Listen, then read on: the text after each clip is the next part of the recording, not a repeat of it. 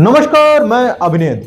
Corona एक ऐसा virus जिसने पूरी दुनिया में हाहाकार मचा दिया। भारत में जब कोरोना की दूसरी लहर आई थी तब पूरे देश ने मौत का तांडव देखा था।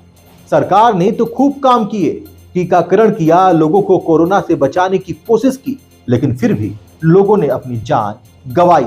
एक बार फिर देश में कोरोना दस्तक दे रहा है, वो भी आराम से नहीं, अब बहुत तेजी से।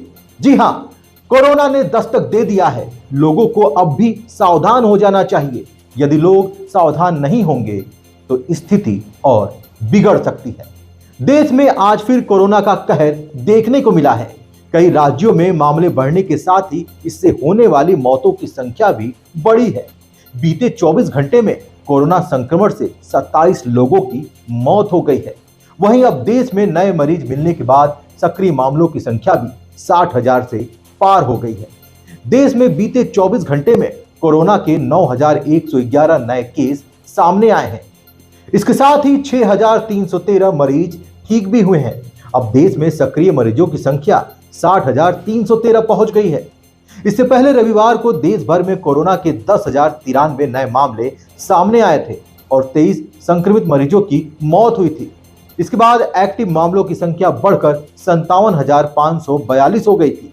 स्वास्थ्य मंत्रालय द्वारा सोमवार को जारी किए गए आंकड़ों के मुताबिक आज हुई 27 मौतों के बाद कोरोना की वजह से देश भर में अब तक कुल मरने वालों की संख्या 5,31,141 पहुंच गई है। आपको बता दें कि गुजरात में 6, यूपी में 4, दिल्ली राजस्थान में 3, महाराष्ट्र में 2, बिहार, छत्तीसगढ़, हिमाचल प्रदेश, झारखंड, केरल और तमिलनाडु में कोरोना के एक संक्रमित की मौत हुई है।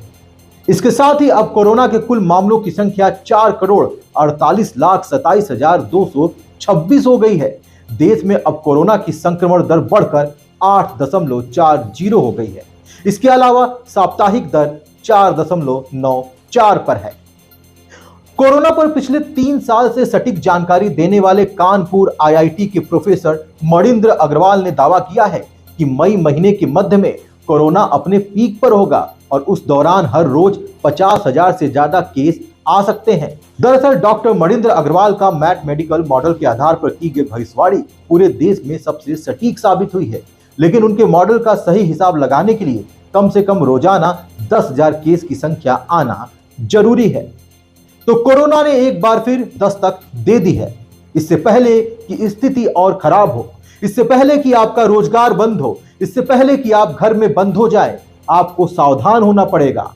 मास्क लगाकर चलिए, दूरी बनाकर रखिए, अपने हाथों को सैनिटाइज करना बिल्कुल ना भूलिए। ये अपने जीवन की आदत बना लीजिए, तभी आप सुरक्षित रहेंगे, आपका काम सुरक्षित रहेगा, ये देश सुरक्षित रहेगा।